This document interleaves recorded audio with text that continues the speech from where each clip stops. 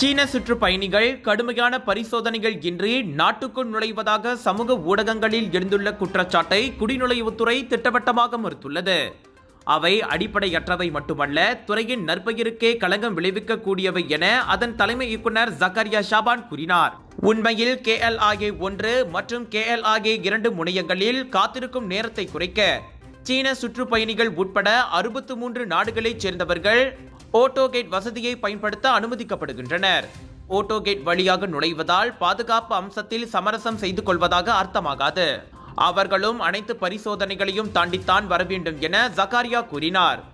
சுற்றுப்பயணிகளின் கடப்புதல்களில் இருந்து பெறப்படும் தரவுகளும் நுழைவு குறித்த தகவல்களும் பயோமெட்ரிக்ஸ் எனப்படும் கைவிரல் ரேகையுடன் ஒத்துப்போகின்றனவா என சரிபார்க்கப்படும். அதே சமயம் ஓட்டோகேட் வழியாக நுழைபவர்கள் கருப்பு பட்டியலில் இல்லாதவர்களாக இருக்க வேண்டும். வந்திறங்கியதும் மலேசிய இலக்கவியல் அட்டையை பூர்த்தி செய்திருக்கவும் வேண்டும் என்றார் அவர். சீன சுற்றுப்பயணிகளின் வருகை அதிகரித்து வருவது குறித்து கவலையும் தேவையற்றது.